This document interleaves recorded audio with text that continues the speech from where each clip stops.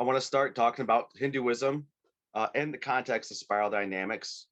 To my main goal of this is, as Hinduism is the oldest and broadest reaching religion in the world, and likewise one of the least understood religions in the entire Western world, it has just recently been more discovered uh, through, and as it is a self-changing system, uh, to really just try to give the very brief and changing areas of what Hinduism is, to understand more clearly where it can actually fit on spiral dynamics. I much more adapt to say what Hinduism is, as opposed to saying where Hinduism lies on the Clara Graves model. And this is a more of a formation to hope everyone can kind of see and be able to place where Hinduism is. Personally, I become a Hindu after studying Clara Graves' model, but to be able to go in deeper to it and solidify everything that is known or could be talked about today about Hinduism.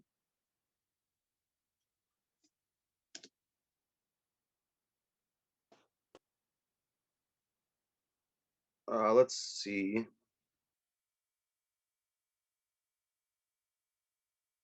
Uh-oh. You popped out a screen share. Sorry about that. Let's see if I can. Don't worry about that. That's nice to see people's faces sometimes. Oh, thank you.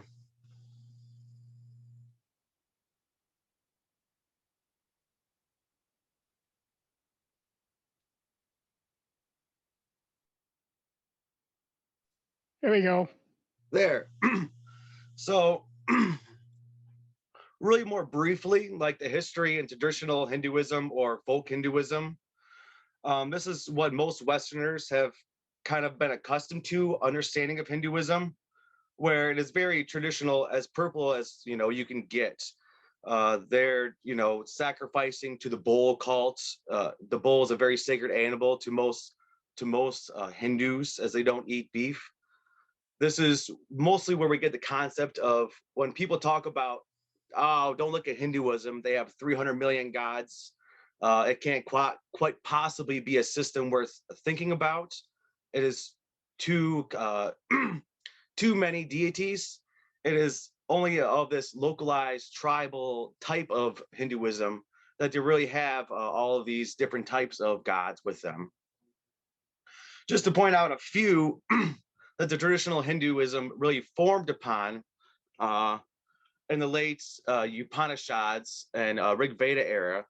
It is more like the Indra, who we could really consider to be like, in our idea, Zeus throws lightning bolts, king of the heavens, and an Agni fire, who came through Aryan race,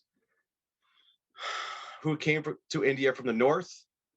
And basically, this is where we have the many fire rituals to appease the gods, to have good crops, everything that you would basically see in a very purple culture that would started the past 30,000 years to beyond before that. So I don't want to spend too much time here, as it gets more complex the farther we go. The Vedanta period, this is kind of where Hinduism actually more or less takes off to be what really Hinduism is, more or less. The foundations of it, this is from 1500 to 500 BC with the Upanishads.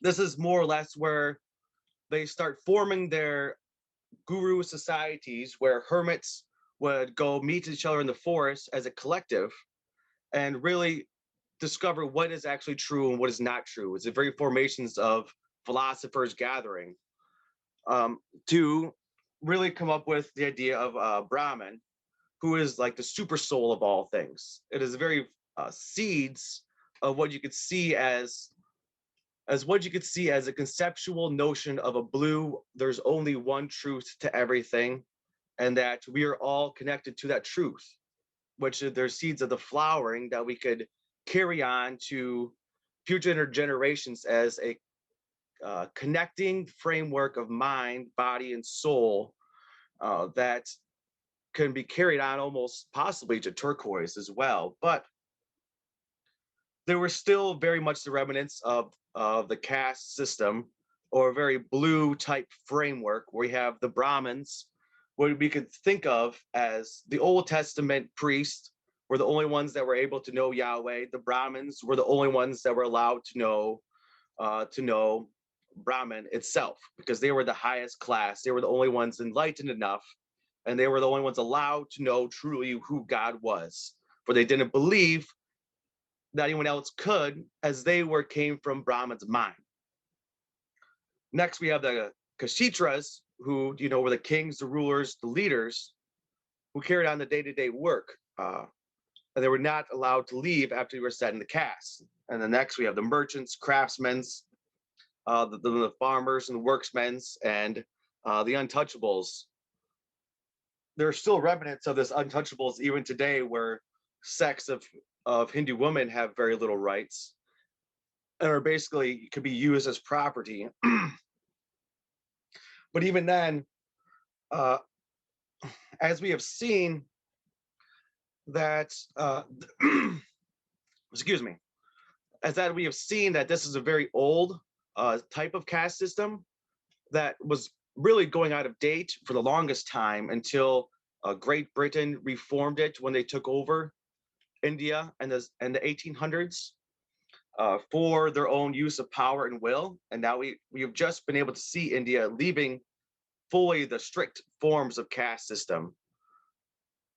But it is these remnants of how you start a civilization, how you start a people group controlled heavily and by authorized Brahmins. Really, Buddha, when we think of Buddhism as separate from India, Hindus could see Buddha as a very much a reformer and one of an incarnation of Vishnu, their head deity, one of their head deities. I really want to mention him here because he is the first overturner of the blue caste system of the Brahmins. Around 500 BCE, we could see the very first thinkings of less about money, less about the strict caste system, to find what is best for your inner self, which I believe is a very green ideology. And because he grew up as a very rich prince who wanted to become the king from his father.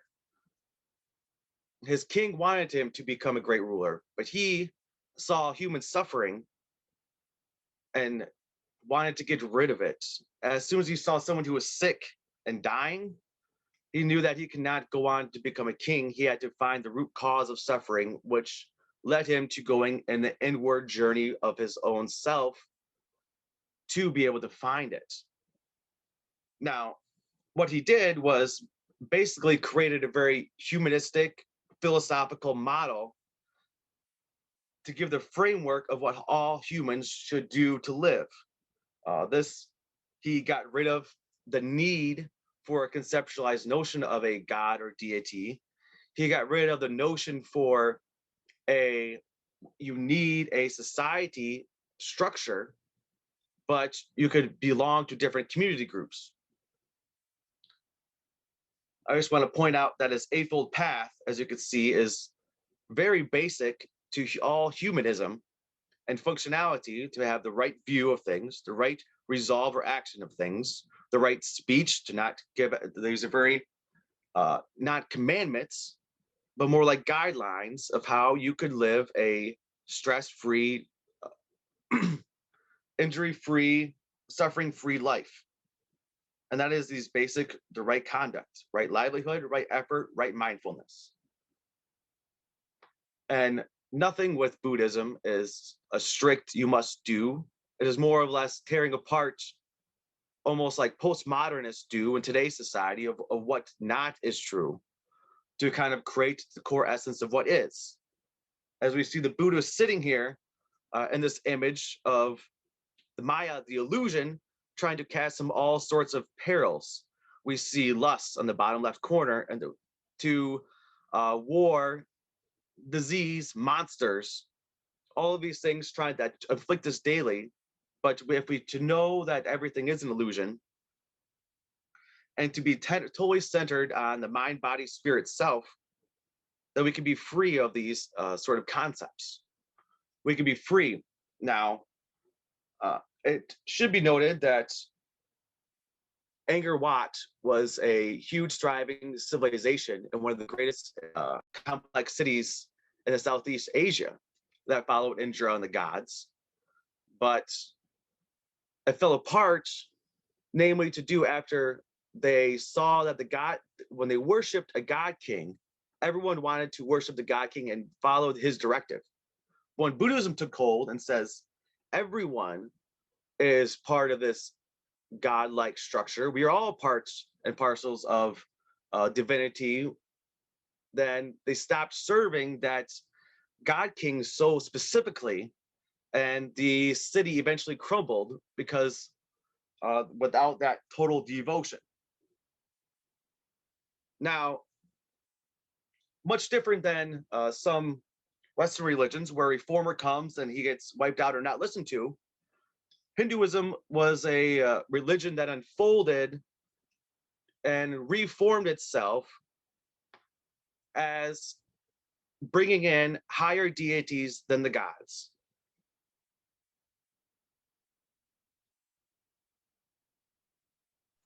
You just popped out again. Huh.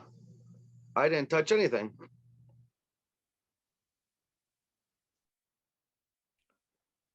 Technology does that for you. Yeah, Or perhaps the gods. perhaps the gods. That could be very true. Work. I've always felt that there's been a balance that technology has been against me, but hopefully that would change. But now we come into a higher, back again. Now we come into a higher stage of what Hinduism evolved into. This took place around 600 AD, but these ideas, they say, go back to forever. Now, this is where we get the Trimurti, if I can say that totally correctly. And it's a very blue to yellow structure, but I would hold this as a likewise green as well, because we get the three main gods of Hinduism that we see today: Shiva, Brahma, and Vishnu. And these are the three main identities that most Hinduisms belong to today, save Brahma. Now we have, and the picture on the left, we have Shiva, who is depicted as the great destroyer, but also the great creator of all things. In the middle, we have Vishnu, who is the great sustainer. We could see as coming as incarnations to save humanity, like we saw Jesus coming in to save the world. He is very much that incarnation that comes in to save the world from itself to inner harmony, which is also a beyond what the gods are. Now, I'm going to focus more or less here on Brahma, who had left the three heads, as he's the least known to India, or the least known, at least amount of temples, as there's only 3 in all of India now. He is the creator, but he's a creator god, much like we would see Yahweh. I just wanted to put that fact that if you put to parallel Brahma's story to Abraham, Brahma married his somewhat mythological daughter, Sarah, and just similar to how Abraham married his mythological or spiritual, actually, cousin, Sarah, as well. And we just change one name of Abraham and get Brahma. Now, this is very spiritualized, and it can kind of put Hinduism in a very different framework, as when you can see it conceptually as these are the three main archetypal figures of all life, all religion. Then you could kind of create a very flowering, interchanging system of how all life origins come from, how everything is connected to each other, not just separation from Islam to Christianity to Hinduism, but how these are all different flowering aspects of the highest conceived incarnations that we could possibly know as humans, and how these all interplay with one another, which could create a very green world by knowing all this, and has created a very green or semi, as you could conceive, of green world in India. Because while there were three different branches, they never really disagreed with one another. As they had disagreements. Some say that the Vishnus would say that yes, Shiva was just a destroyer god who destroys aspects of life. And the Shivites would say, no, Shiva actually created Vishnu, and Shiva is actually the one that's all pervasive and knows all things, and that he's beyond actually Vishnu. And they have little stories about who was actually the greatest, and they kind of tie back and forth.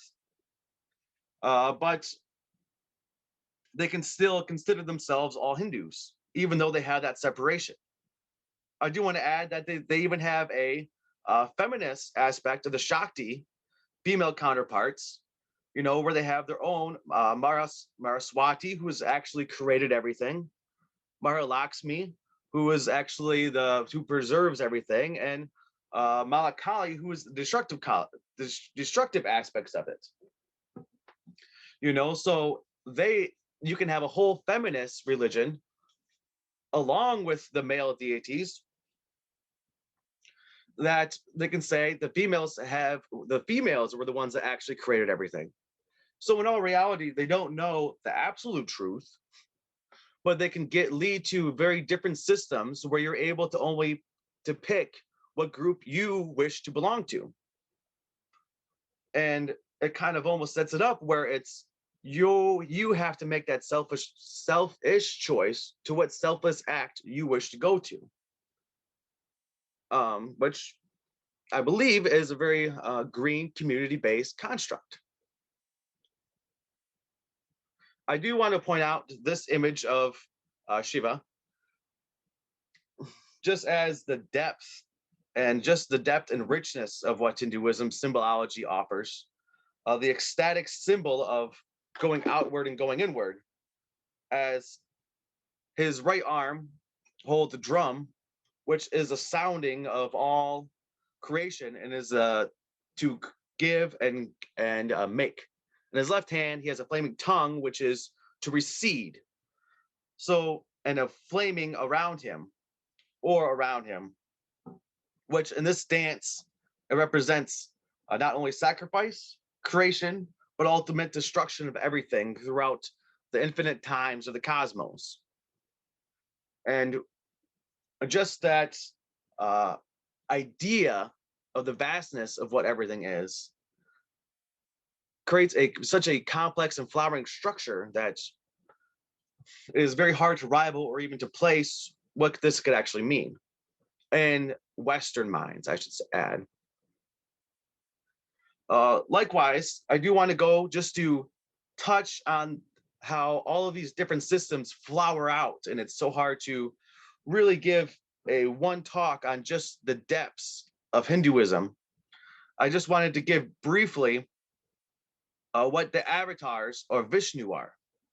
Now, as Vishnu is the one that comes and sustains the world, and Hindus still like him very much because, well, if you need help sustaining your life, you go talk to Vishnu. But I also want to point out these are very evolutionary stages of models of evolution. We get Matsyana, who is the very first form of Vishnu as a fish. The very first life form was a fish. And then we get Kurma, the first reptile to appear on Earth. Varna, as we see through evolution, the first mammal. Naramishi, it's a very bird-like, if you could see the pictures corresponding. with the face of a lion, and these correspond to the time periods of how evolution works. We even have Varma, who look more like a boar man, and all these have great and rich stories to them. I do want to point out that Rama, who the story of the Ramayana was only written about 600 AD, but they say that he was around 1.5 million years ago. He was one of the great warriors, or the archetypical hero. Just to briefly say that he was the very first person one of the very first recorded people of the great hero leaving your society to go find your own path, find evil outside of you. That evil, Balrama, takes the love of your life, and you must go defeat that. And you must go defeat him. Every superhero story finds itself in a very similar model to that. And it's almost a very red category that you could say of the outwardly pouring of trying to be the great warrior. Because before this, there was really no concept of what could even be described of as being in the stages of spiral dynamics. Next, I just wanted to point out Krishna, who is Balram, and Krishna, who is Balram is Krishna's brother. A very different type of blue ideology. He was the first one to say that he gave a clear example, I should say, to why not to worship and sacrifice the gods. He went up against Indra and basically told Indra, the king of the gods, that you are basically an ant. While you think you are creating everything, I'm the one that gives you sustenance.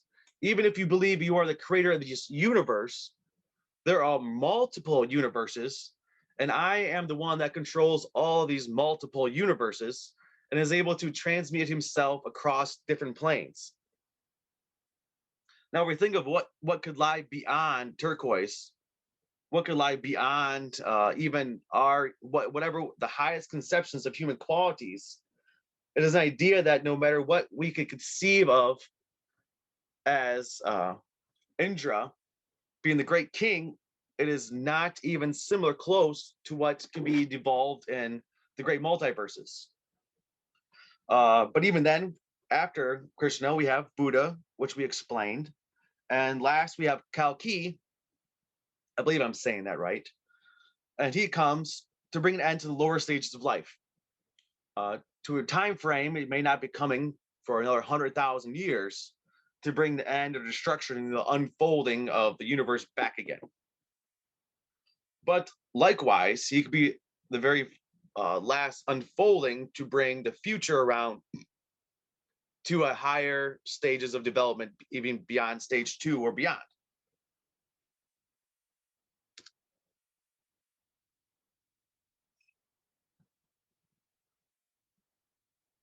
Wow.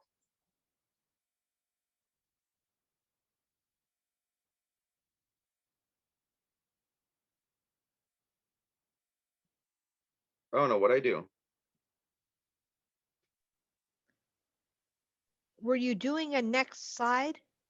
Yeah, well, sometimes I do the same thing. I would do the same thing twice, and it works, and I do the next thing, and it doesn't work.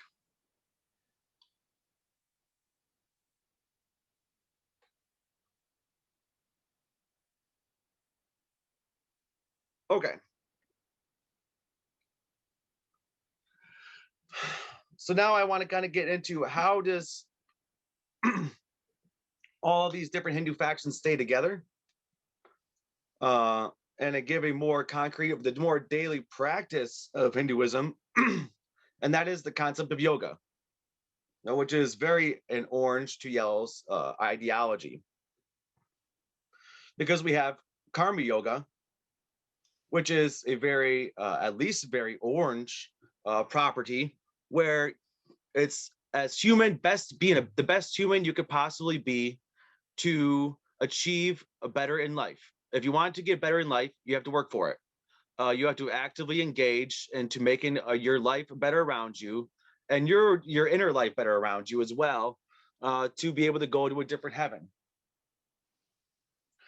Now, when we see different other systems of where you go in the afterlife, it is very static, polarizing model. But when you understand, people would criticize, well, you could be reincarnated to an ant after you were born. You don't really know what you're going into. That's not really quite how it's represented in the philosophy. Karma yoga, or the idea of reincarnation, is where you go, you're in a very system, and you go where you're driven to go.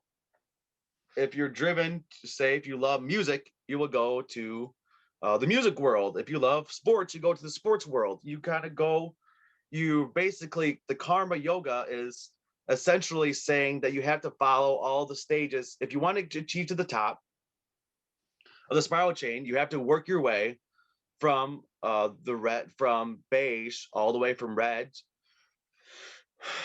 to turquoise, and following the laws of karma for each one of those groups. If you wish to achieve the top, then you have to kind of put the practice in. And it's, if you don't make it there, if you're orange and you want to be totally green, if you don't make it there, then you will become to an area where it's easier for you to be able to come to be green. If you live in a society that is red, and you want to be blue, well, you may be reincarnated to a place that is actually blue, so you can go on following your quest, following your highest self. And that is the one stage of, that is how systemology, that karma yoga can kind of come into play in spiral dynamics. Bhakti yogi is very much a blue type of worshiping. It is devoting yourself to a deity. I think even in the terms of spiral dynamics, we all have to devote ourselves to a system or a way of being or a idea set.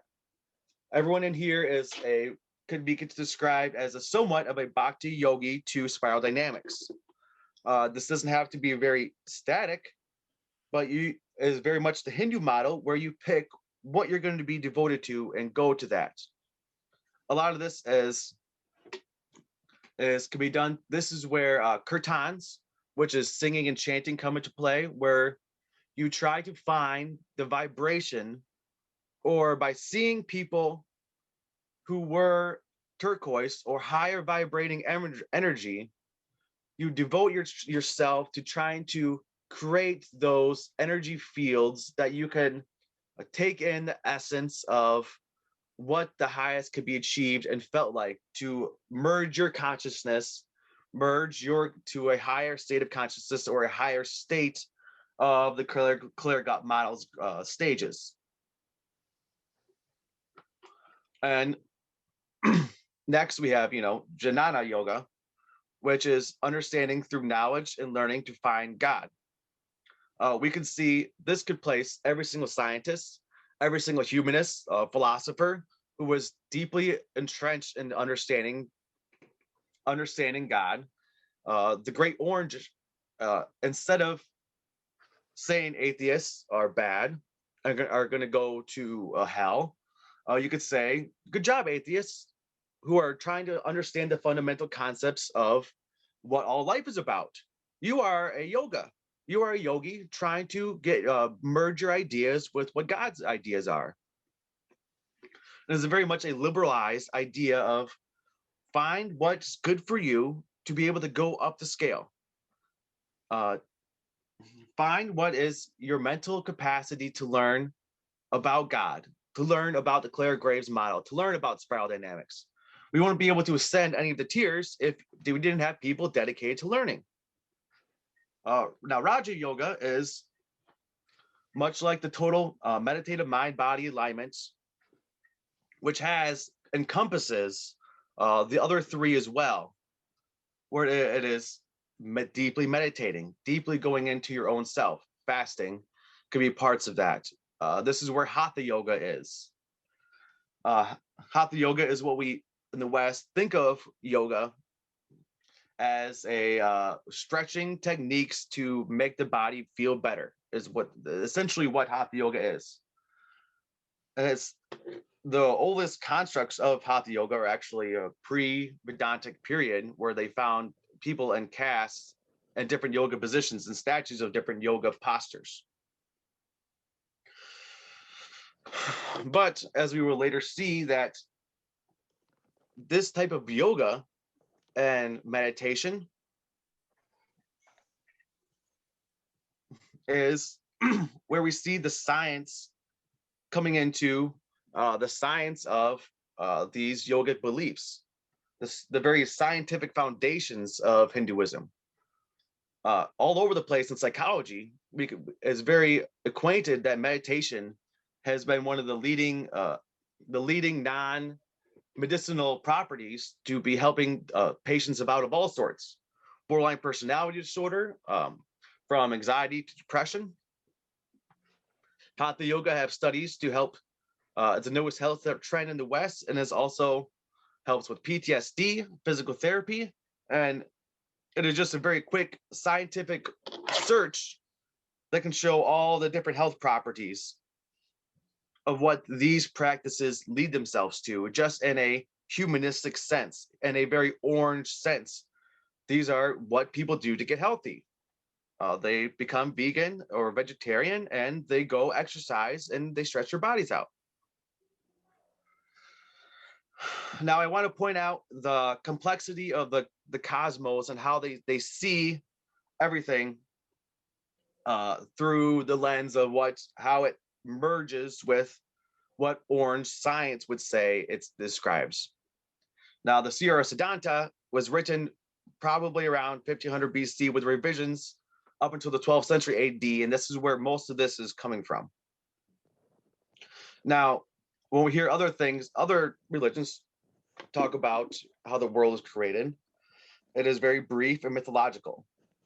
And the Surya Siddhanta, which is said was descended from different gods and demons, what they describe is through their number of periods, and this could be through fact checking, they have a much closer age or conception of the universe going back billions and billions of years through great cosmic cycles.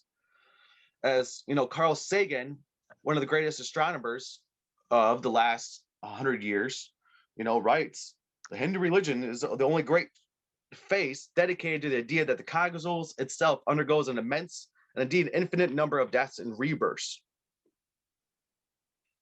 And it's just the vastness of how it describes life. You can actually go in there and read about how it accurately depicts how large the Earth is.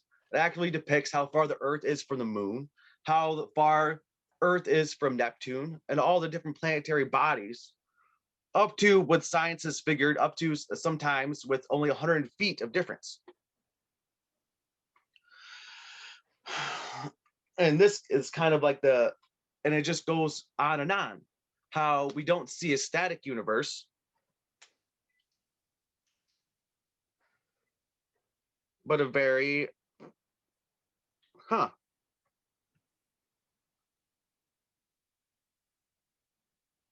gonna have to use a different source to write this next time. Chaotic universe. Yeah. I don't even touch anything. Kali's at work. Kali, Om Jana Jana Kai Jangala Kali. My band's looking for a singer. All right. Om.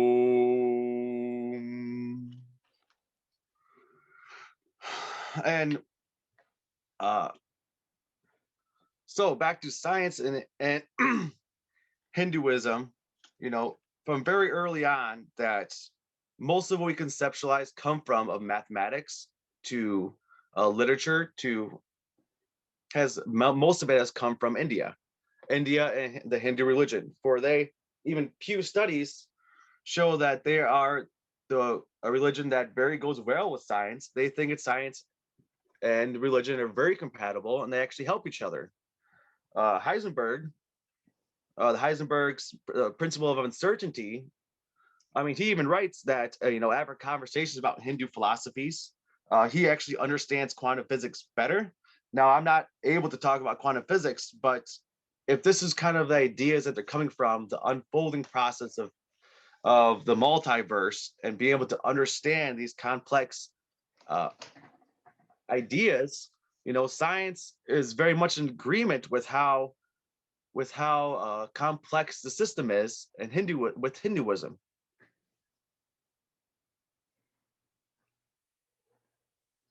I do want to give more of a credit to what are some modern day Hindus that we can look at and to see what their lives are a little bit like.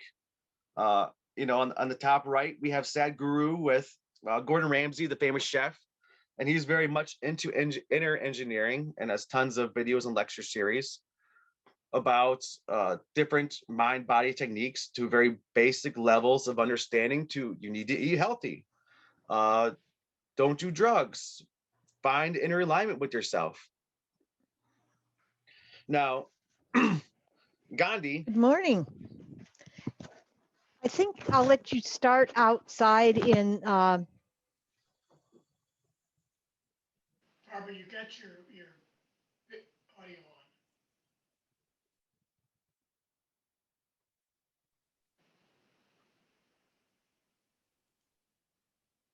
on. Okay. Perfect. Now, Gandhi is one of our model for the West for peaceful protest.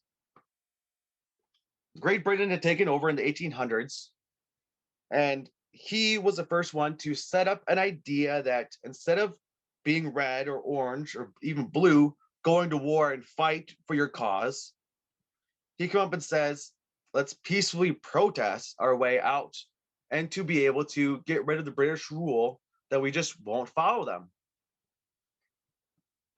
While he wasn't perfect, because he didn't really believe in modern medicine, he did have that ability to lead an entire community, entire nation together as one to get out who oppressed them. Sure, and if we want to just a quick glance at why India isn't doing as well, I mean, it costs them, the orange still, money talks, upwards of $2 trillion that the Great Britain took from India. Next, we have Swami Prabhupada, who is a science of self-realization. He was one of the great influences of anywhere from the Beatles. He is the great Hatha Yoga. He is the great not Hatha Yoga, Bhakti Yogi. I'm sorry. The chanting and bringing that to the very early tycoons. And on a more personal note, who he's with is J. Oliver Black, who has a cabin next to mine. And I grew up thinking he was an evil landlord who bought up all the land for pennies on the dollar in the Great Depression, and saw him as an evil until I realized that, someone told me that he was actually a yogi of Swami Prabhupada's and donated all that land and donated all his money to different charities. And so it's kind of that very, very balance of he found these orange, almost red business tycoons and kind of turned their lives around to be able to just find peace and understanding. Maharishi is someone who is beyond what has been described as beyond what any human capacity of love can ever achieve. And that is from, Ram Das and Krishna Das, who are two very pioneers of green understanding in the West, as we probably recognize Ram Das, who passed away recently, who is the Be Here Now. He's the one that created all of these different ways of meditating and the use of psychedelics in the West as a way of finding your inner peace in a community. He learned it all from studying under Ram Das, who eventually kicked him out because he was not good enough to be there. And that's because he was still too westernized for what Maharishi would say, and it wasn't anything that Ram Dass would say came out of love. I mean, came out of anger or hate. He just knew, he was at that level where he knew exactly what to say at the right time, always. He was at that level where he could throw a banana. Krishna Das told a story where he just threw a banana at him and it says, "Today is sunny." And it cut right to his heart, and it told him he was being a funny monkey, and it totally shifted his entire psychology into love by a very, very simple acts, by very, very simple being totally in tune with what everything is, and being beyond every human conception of what could be good. He is a leading example of performing miracles, to being at the right place at the right time, always being that in tune to try to lead other people to be that in tune with love as well. To put him on, is he now, I mean, this is the part to think about, is he still only blue, the highest of blue we could be, because he's just with God, and he doesn't have all of the knowledge of learning. So that's why I want to talk back again to the basics of spiral dynamics in Hinduism. I have more to say on Hinduism than what it actually means to be a spiral dynamics. You know, as we see, it's easy to see that purple's there. I do want to give a very quick talk on red, where I have not talked about the red side of Hinduism very much. And it is a very good idea or lesson to learn that it's not there as much, and what kind of problems you have if it isn't there as much. I just want to point out that India was a very high culture, but what happens when cultures start going towards green? We've seen this at different times, is they get taken over by a lesser class or a high culture. We've seen this with the Egyptians who built the pyramids, who are a very psychological high level, get taken over by barbarians. We've seen this with the Roman Empire, get taken over by the Visigoths, who and basically send everything into the Dark Ages. We see this in Hinduism. If you don't have a very warrior type base, then they got taken over by the Mughals, who wiped out and desecrated their temples. Now, this red Hinduism exists today, and how, especially in India, how they don't treat, or even blues, this is where it can be tricky. Hindu nationalists are treating Muslims not the best now today. Just as they said, you know, the Muslims destroyed our mosque and wiped out our culture, and took everything from our high areas and destroyed it.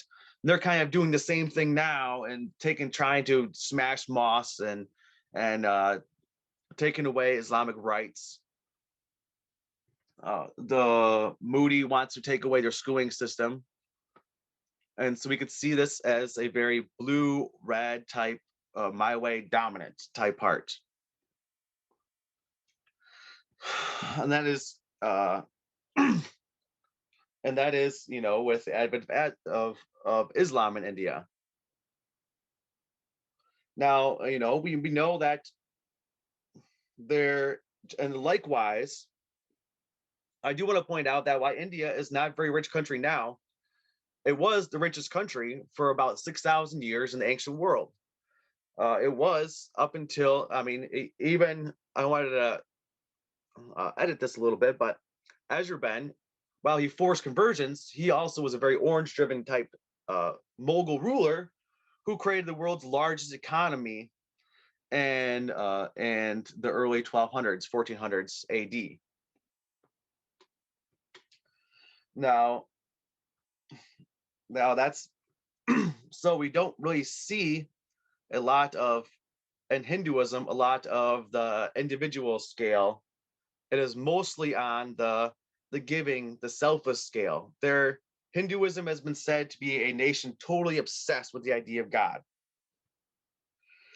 And that's kind of what we see is the problems that has green been here on the Claire Graves model. This is where I want to break down what actually does it mean, where Hinduism is, where is it actually at?